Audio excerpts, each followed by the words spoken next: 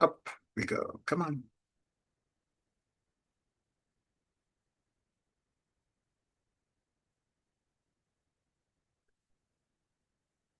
Just give me a second to get the connection working. There we go. That's better.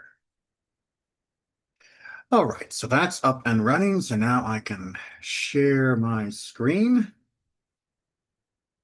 for our text for today. Perfect. Move that over, stretch that a little bit, wait for it all to catch up. It's looking good. All right, so we'll just give it a second while people log in.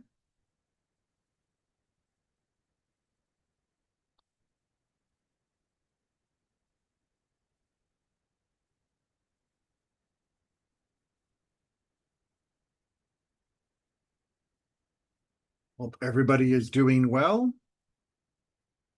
Just give it a couple more moments as people are connecting. I know what it's like when the connection doesn't always work the way it's supposed to. All right, that's probably good. All right, so good afternoon to everyone, and thank you for joining together with me so that we can study Torah. We are going to be looking at chapter 15 of the book of Devarim, also known as Deuteronomy. We are in Parashat Re'eh. As is always the case, there is a lot we could be looking at and discussing, some of which is in previous classes, also marked with Re'eh for different years. And of course, the commentaries and insights of so many of our great classical commentators and other modern people are all available. But what we're going to look at today is the concept of the Shemitah year, but in particular, the concept of Shemitah year as it has to do with debts.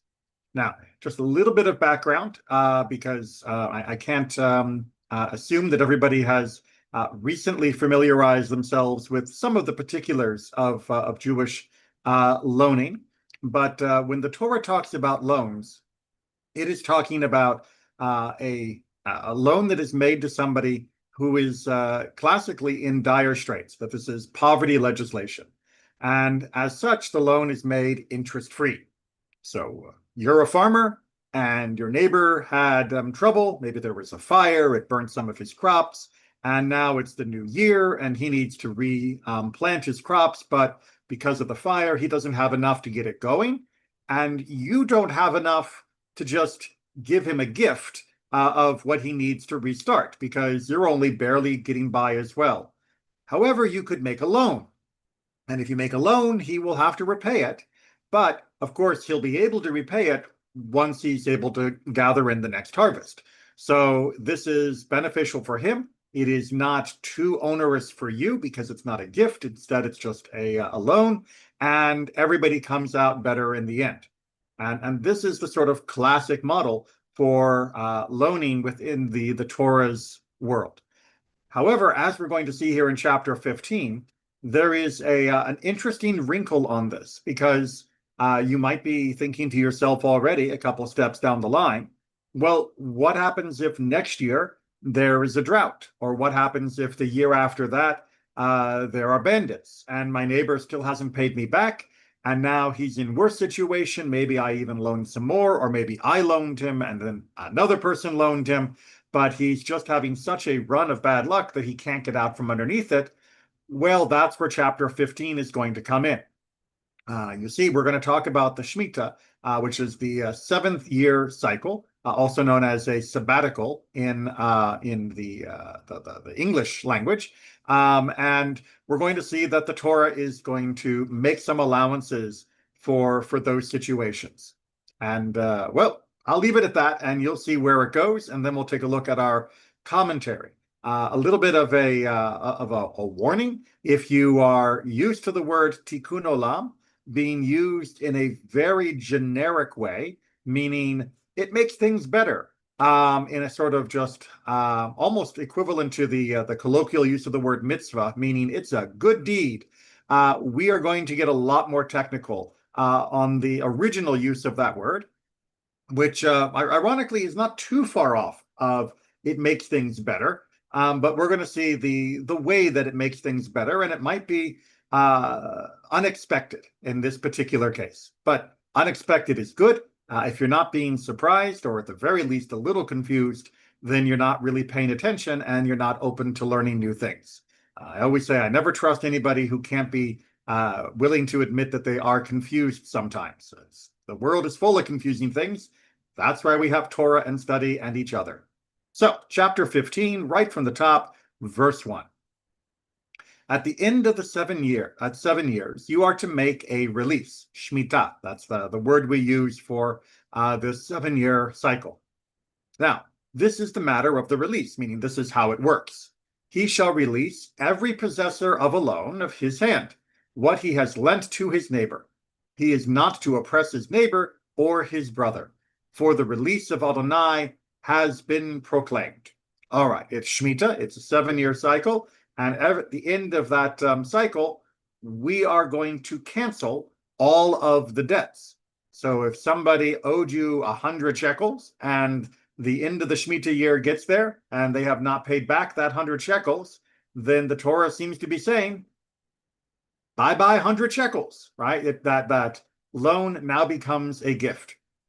The rabbis are very clear that a person should still try to repay it even if it's been canceled, because that is a pious activity, but legally there is no obligation. Once that 7th year hits, that loan has been canceled. And well, that seems pretty clear. I guess we can pack it up and go home. Not so fast. Let's keep going on this. The foreigner you may oppress, and he who belongs to you. As for your brother, your hand is to release it. So this is one of those verses that gets an awful lot of confusion among many people. So when it says oppress here, it is not saying oppress in the modern usage of that word. Instead, it is trying to say you are allowed to act in a way that would be considered oppressive if it was done to your countrymen. And that way is charging interest or holding a debt permanently. So it is not saying oppress people in the modern definition. Instead, it is actually saying you can do what in the modern world is considered normal, which is to say, don't cancel the debt and demand that they repay it, and you can even charge interest on that process. Like I said, in the modern world, that's considered normal business, but the Torah would consider that to be oppressive, and thus it doesn't allow you to do that to your fellow citizen, even if it does allow permission to do it to others. So this is not about saying you have permission to oppress by any definition in the modern sense. It is simply raising the bar of what counts as how we should treat each other, which is to say you should loan without interest and be willing to cancel at that 7-year cycle. Okay, keep going on verse 4. However, there will not be among you any needy one, for Adonai will bless you, yes, bless you in the land that Adonai your God is giving you as an inheritance to possess. All right, so I guess verses 1 through 3 are unnecessary because God's not going to allow there to be poor people, so we won't have the need of making loans. Hooray! Verse 5, however, begins the process of adding an asterisk to this. Only if you hearken, yes, hearken to the voice of Adonai your God, by taking care to observe all this commandment that I command you today, indeed, Adonai your God will bless you as he promised you. You will cause many nations to give pledges, but you will not have to give pledges. You will rule over many nations, but over you they shall not rule. So we are already getting the conditions here. If we are observant to Torah and following the mitzvot, then our society will prosper to such a point that indeed there will be no one poor that needs a loan done in this manner.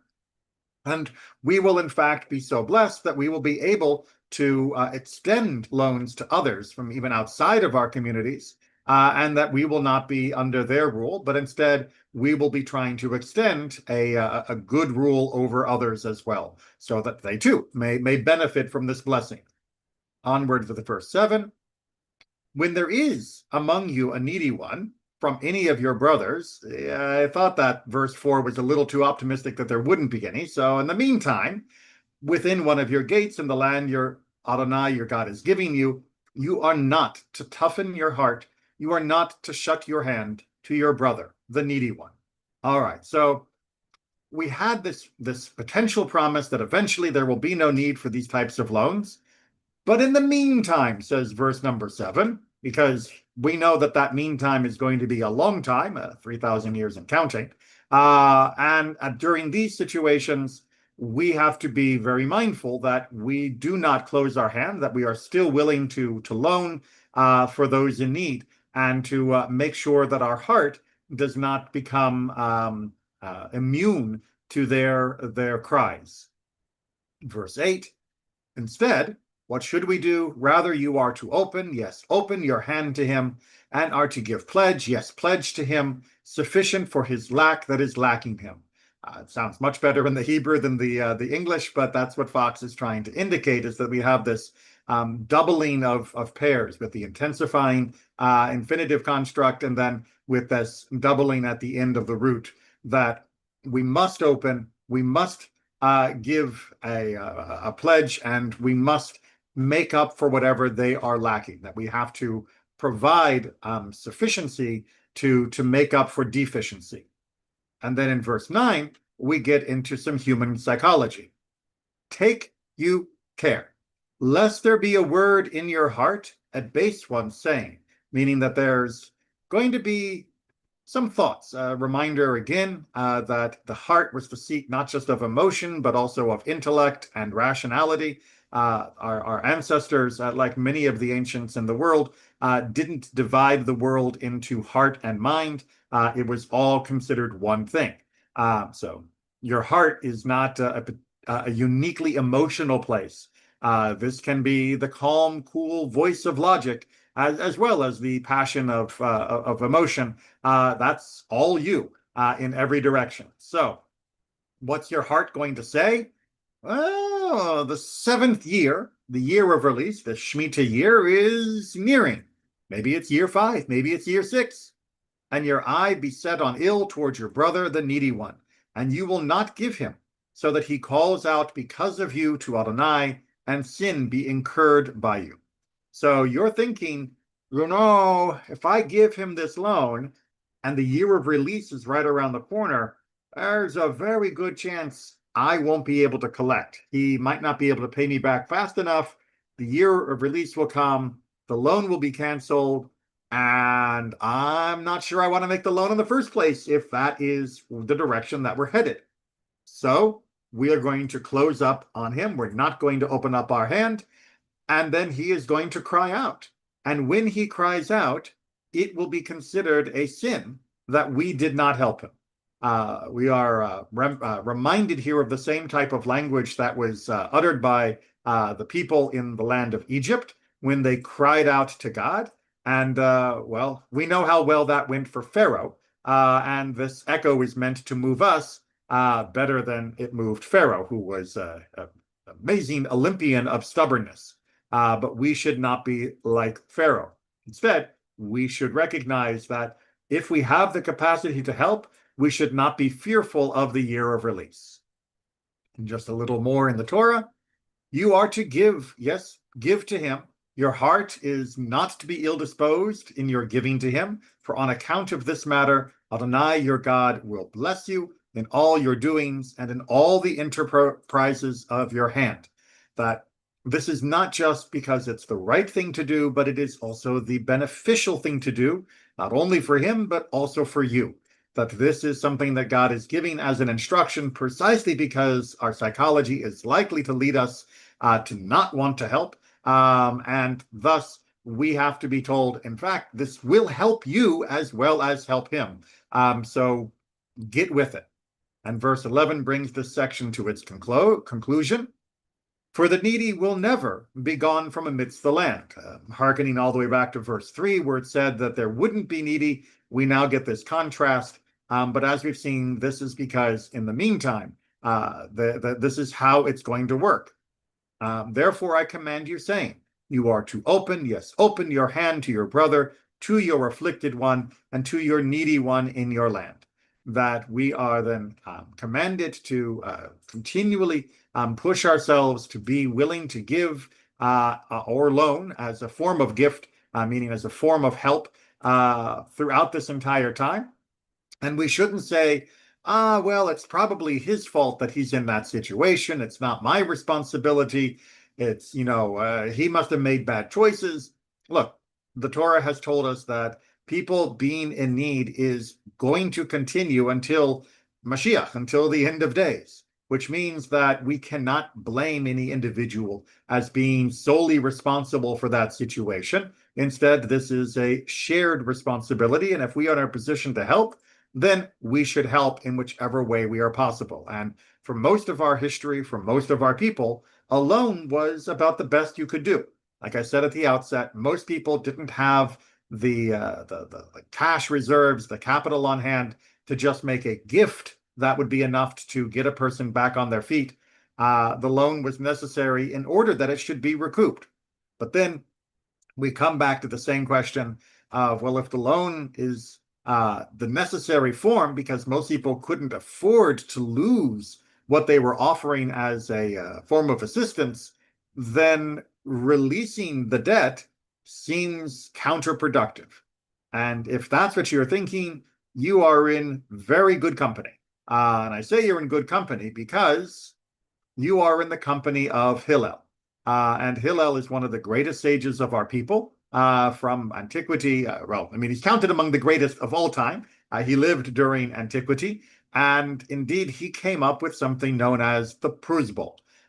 We see here from Mishnah Gittin, and Hillel instituted the Pruzbul. There's many different ways to write this in English, so I'm giving you some of the versions you might see, for the Tikkun Olam, Mipnei Tikkun Olam, for the purposes of Tikkun Olam. Now, what does Tikkun Olam literally mean? Well, Olam means world, and tikkun means repairing.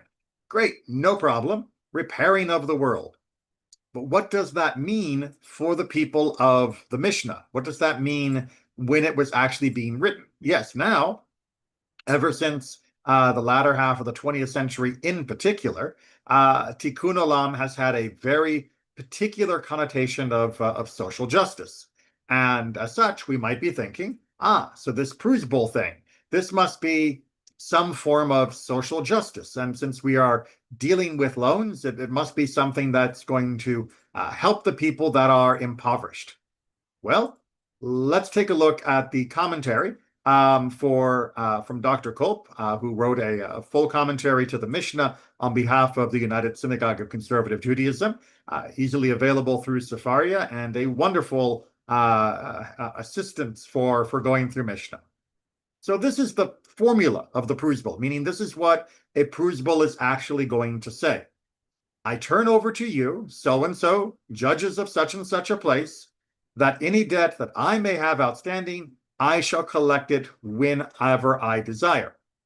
Meaning, through the Pruzbul, through this legal process, a person would turn his debts over to a court so that the court would collect them in his place. Anyone who turns his debts over to a court does not have them remitted by the sabbatical year. So before the sabbatical year was over, the creditor would write out a document through which he would turn his debts over to the court. He would then have a right to collect them after the sabbatical year was over. Wait a minute. Are you telling me we just got rid of the remission of debts? That we just created a loophole where the creditor can prevent the poor person from, in modern terms, declaring bankruptcy for canceling out that debt? That the Torah, which said at the end of the 7th year in these cycles, the debt would be canceled, that we've canceled the Torah's canceling? That all we had to do is say, oh, I'm not collecting the debt. The court is collecting the debt. Therefore, it's not in my hand. It's in the court's hands. And if it's in the court's hands, the Torah wasn't talking about it. That's tikkun olam? That's repairing the world? That seems like you are disadvantaging the poor even more than they already are by being put in a position where they have to take out these loans. What in the world was Hillel thinking? All right, calm down. Saying to myself as well as the rest of you who hopefully are going through this process of trying to wrestle with these terms. Well, let's take a look at what Mishnah Shvi'it, which talks about this as well, has to say about the motivation for why Hillel did this. A loan secured by a pruzbul is not canceled. That's what we just established. This was one of the things enacted by Hillel the Older, as we said, for when he observed people refraining from lending to one another and thus transgressing what is written in the Torah, beware lest you harbor the base thought, the 7th year of remission is approaching, so that you are mean to your needy kinsman and give him nothing. Hillel enacted the pruzbul. All right, so the Mishnah tells us, I know it's unhelpful that it's in a whole different section of the book, but that's how Mishnah works. That's why you've got me to compile some of the sources and make this a little easier. The Mishnah is saying, here's Hillel's thinking. He's watching people in his community, and they're in year 5, year 6, and somebody needs a loan. And they are saying to themselves exactly what the Torah is afraid, that the 7th year is coming up, and if I give them a loan now, then I'm never going to see that again, and I can't afford that. If I can't get it back, if I don't know that I'll be able to reclaim the loan that I've given, remember, with no interest, it's just a straight loan, then I can't risk helping, because I will be in need of financial support if I can't be assured that this will come back. So I'm very sorry, Mr. Neighbor, but I can't help you because we're way too close to the 7th year. And that means the odds of me getting this back are getting so small that I can't risk it. Hillel enacted the pruzbul to encourage people to continue to give. It sounds counterintuitive, but the pruzbul wasn't there to protect the nasty, mean credit card company. It was there to ensure that people would feel confident that when they were making a loan to somebody who was in need, that they would be able to guarantee that it would come back. That was what his motivation was. Now, you're probably still thinking, okay, that's reasonable motivation, and I can see that is on the side of the poor person as well, kinda, but they're still going to have a debt hanging over them. But are we allowed to do this? I mean, really? The Torah seemed pretty clear. And then we're just going to make a loophole? Well, let's take a look and see what the Talmud has to say about this, because yes, we ask these questions of our own selves very often throughout Jewish literature. Trust me, if you have a question, a concern, a challenge to something that was said either in the Torah or in rabbinic literature, odds are someone else has also brought it up. And most likely there's at least one explanation that may satisfy you with the reasoning. Let's go ahead and take a look at the main explanation for how we allow ourselves to cancel the 7th year remission of debts. So here we are, Gittin 36a. Is there the possibility that on the basis of the law of the Torah, the 7th year would not release a debt, but rabbis then could ordain that such a debt could be released? Right? Is that really how this is going to work?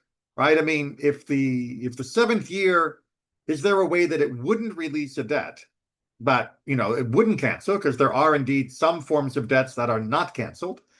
For example, if somebody had said that a debt would be collected in 10 years, then since it is not due at the time of the sabbatical release, it is not canceled at the time of the sabbatical release. Nonetheless, the rabbis could ordain that such a debt could be released, which is the flip of our current case, but it is using the same explanation. Said Abaye, it is a case of sit and do nothing. Rabbah said, what a court declares to be ownerless property is indeed ownerless property. For Rav Yitzchak, said Rav Yitzchak, how on the basis of scripture from the Bible do we know that what is declared ownerless property by a court is validly treated as ownerless property, meaning that you have no right to reclaim? Whosoever did not come within 3 days, according to the counsel of the princes and the elders, all his substance should be forfeited, and he himself separated from the congregation of the captivity. So in the book of Ezra, there's a lot of difficulty with getting people to work with the reestablishment of our presence in the land of Israel. A whole lot going on there. And the people at the time, the court, established that you better do what we're talking about, or else we will seize your property, that it will be forfeit, it will be considered ownerless, and therefore it can be done with it however we like. That, as a matter of fact, the Torah in general, and this example from Tanakh in particular, shows that indeed there are circumstances where the court can engage in activities that would seem to be uprooting something from the Torah, but in fact is using the authority of the Torah to enact an important remedy to a situation that is currently a crisis. And that essentially is what Tikkun Olam meant for our ancestors. That when there was a crisis, that you could use the authority, the more general authority of the Torah, to enact certain emergency or important interpretive legislation that would allow the community to remedy that crisis. That the Torah was not saying, your hands are tied, I guess everything's just going to die. That we are stuck in a straitjacket of Torah, nothing we can do. That very often there are things that can be done in those moments. And when you act in such a way for the right motivation and with the right structure, that is what Tikkun Olam means. That there is a flaw in the world. There is something out of whack. There is something off kilter. And using the authority the Torah gave generally to the courts to enact such principles, then that is going to be fixed. That we're going to bring things back into alignment. We are going to repair the world. Tikkun Olam. Now, in this particular case, once again, who are we repairing this for? What is our motivation? Is this just on behalf of the greedy creditors? What's going on here? Well, the Gemara asks, what is the meaning of the word pruzbul? All right, so first of all, yes, all of us are confused by this word. And that's because this is not technically a Hebrew or even Aramaic word. And as such, we are left scratching, as was our ancestors, of what this word meant and where it came from. Rav Chisda said, an ordinance, meaning prose, of boule and bute. Right now, he is making a little bit of a pun off of the term in order to explain what it's talking about. Boule, these are the wealthy, meaning that this is on behalf of the wealthy. As it is written, I will break the pride of your power, which is using similar language. And Rav Yosef taught, with regard to these verses, who is it that are breaking the pride of your power? These are the bulaot, that is to say, the wealthy people of Judea. So there's our explanation that this could be referring to the wealthy, that we are fixing something for them. Bute, these are the poor, who are in need of a loan, as it is written, back in Deuteronomy, you shall not shut your hand from your needy brother, but you shall open your hand to him, and you shall lend to him sufficient for his need. So using the same sounds of the lend to him, we are getting our bulaot concept. Therefore, the pruzbul was instituted both for the sake of the wealthy, so that loans they would give to the poor person would not be canceled, and for the sake of the poor, so that they would continue to find those willing to lend them money. So what Hillel is trying to do here is say, look, we've got a problem because people who are in a position to loan, here being using the term wealthy to mean anyone who could even loan, meaning they have enough to at least try to make a loan, that anybody in that position is getting less and less likely to help. And that means people who need the loan are in dire trouble. And we need to find a way to fix this. Because if we can't get people to make loans for the poor, ultimately that will harm the poor the most. The rich will, just not be giving loans at all, but they weren't getting rich off those anyway because they couldn't charge interest. But the poor are the ones who will be most hurt. And since we are not in a position to provide what we would in the modern terms call a solid social safety net, meaning that there wasn't a friendly government that would be willing to make these interest-free loans to help people get back on their feet. The only thing we can do is incentivize those who have at least some capital to share to give it as a loan, knowing that they will indeed get it back. And the only way to do that is to read the text of the Torah closely and say, if it's in the hands of the court rather than my hand, then that means the seventh year is not canceling it, at which point we will be able to properly encourage and support those who can give to the poor that are in need. Now, Rav Chisda gives a slightly different definition of what it means for being a pruzbul, and he draws this from the Greek, meaning before the court. And I am afraid I don't speak Greek, but if anyone does, this, from what I understand, is a reasonable explanation of it. So it may or may not have been for the poor and for the rich. It may have just meant before the court, but recognized in the interpretation for the poor and the rich is trying to show the underlying meaning. The rabbis took very seriously this concept of tikkun olam. The tikkun olam was not a general, I'm helping people and want to do things that are nice. Of course, you should help people do things that are nice. We are always pursuing justice. We are always trying to act with compassion and mercy. Tikkun olam is where the community enacts legislation, enacts a particular interpretive device to change the way society is currently working. It's not just about exhorting people to, do the Boy Scout way of being really, really good. This is about implementing a change within the rules of the community in order to ensure that something that's been going wrong is improved. Now, to get a full feel for that, we're going to look back in the Mishnah, because that pruzbul was not the only example of a tikkun olam being done. So let's look at some of the other examples that are found in Gittin. At first, a man who had already sent his wife a bill of divorce by means of a messenger would set up a religious court in a different place, a Beit Din, and cancel it. So just make sure you understand, people have been jerks for a very, very long time. What's going on here is a man wants to divorce his wife, and so he has a get, the proper divorce document drawn up, and then he has that sent to her, and it will be delivered by a messenger. When she receives it, she is going to say, oh, I've been divorced, which means she can now marry somebody else and have a relationship with them, and that's all fine and kosher. However, he is going to then put together a Beit Din and cancel it before it arrives with her, and that way, she thinks she's divorced, but she's not really divorced.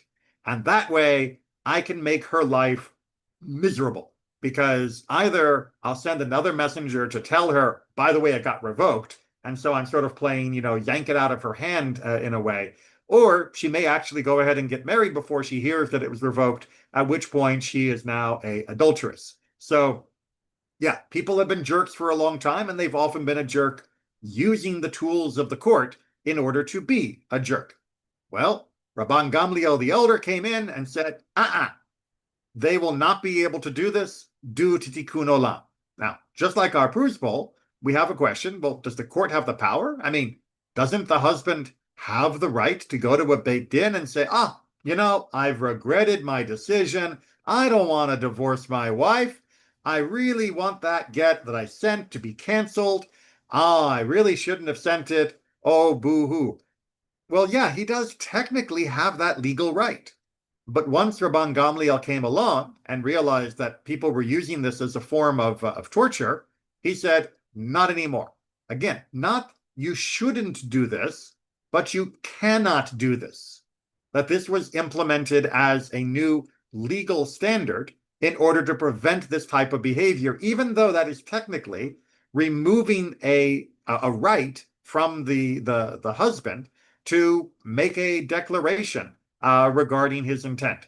Nope, it's been abused and it's abusive, and therefore we're not just going to encourage you to stop that behavior, we are going to remove it as an option. And if you make that statement in another Beit Din, it will have no legal effect, meaning that the first get you set, the first divorce you send, will take effect and she will be divorced. Done. At first, in another example, a man could change his name and her name, the name of his city or the name of her city. Again, basically rewriting the get in a way that creates confusion and problems.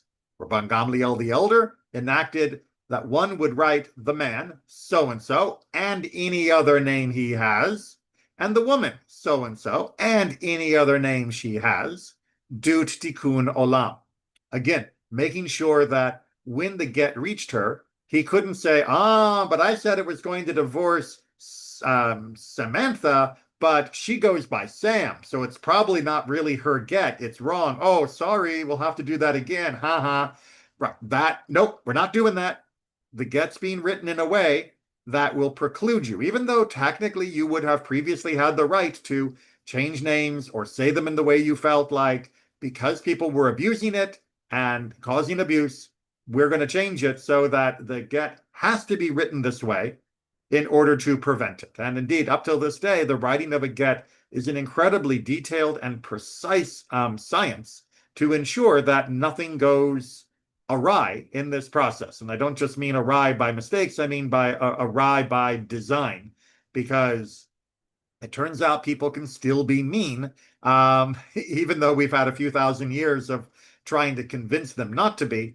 And because they could still be mean, we still have rules in place that at least limit the forms of meanness that are available to them. Continuing, a woman may only collect the debt from her ketubah from the property of orphans with an oath, right? That is the normal process. The woman does not inherit in Jewish law from her husband's death. Their children inherit. Now, if the children are amenable to their mother, that's no problem. But if they were children from a different mother, for example, very, very common up until the modern time, then that could cause a lot of trouble. Her ketubah says that she is owed a certain amount of money when her husband dies. And normally, when you want to prove that you are owed that and have not already collected it, you would be forced to take an oath. That was considered a high evidentiary standard for the day. They stopped imposing an oath.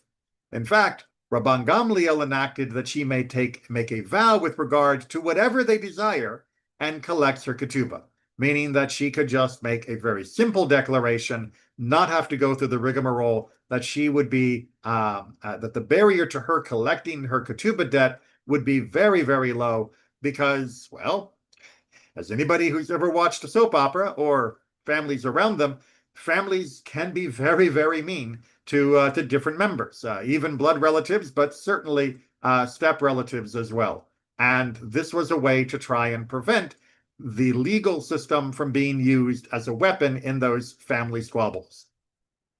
Witnesses sign on a bill of divorce due to tikkun olam. Again, this is trying to ensure that there is less room for funny business. And Hillel instituted the prusbul due to tikkun olam, like we saw at the beginning. So these are the examples of tikkun olam classically talked about, but there is another, there's a whole list that are perhaps not quite as immediately relevant, but there is another example of tikkun olam that is unfortunately too painfully relevant in our current day. The captives, meaning people who have been taken have been kidnapped, are not redeemed for more than their actual value, for the betterment of the world, for tikkun olam. And one may not aid the captives in their attempt to escape from the captors for tikkun olam, so that the kidnappers will not be more restrictive with their captives to prevent them from escaping. Now, this is hotly contested within our current situation regarding the captives in Gaza, because there are many who consider that to be a prisoner of war situation, who consider it to be part of an implicit or explicit agreement between the state of Israel and her citizens, and not the more generic case of pirates kidnapping someone on the high seas. But the underlying principle is one that is still worth considering, which is if there is too high of a payment made for somebody that was kidnapped, then it incentivizes the kidnappers to kidnap more people in the future. And as such, you're not making the world better by paying an exorbitant ransom. Likewise, you might think that helping somebody escape is the best thing you could ever do. But if there are going to be people left behind, you're helping one but not all, then the people left behind are in fact going to be put in more secure prisons, tighter shackles, fed less so that they are too weak to escape, all of the various forms of cruelty that we have seen. And as such, we have to ask whether or not helping the one to escape is fair when it is debilitating others as well. Like I said, this is not meant as political commentary for the difficult decision that Israel finds herself in right now, but it is part of our long-term thinking. There's a lot more to be said on this topic with regard to people held captive and whether the hostages in Gaza count as captives in this sense, or whether they are a unique category. But that is a discussion for another time. But notice that the phrase tikkun olam here is actually being used to not help a particular person because of the needs of all of the people.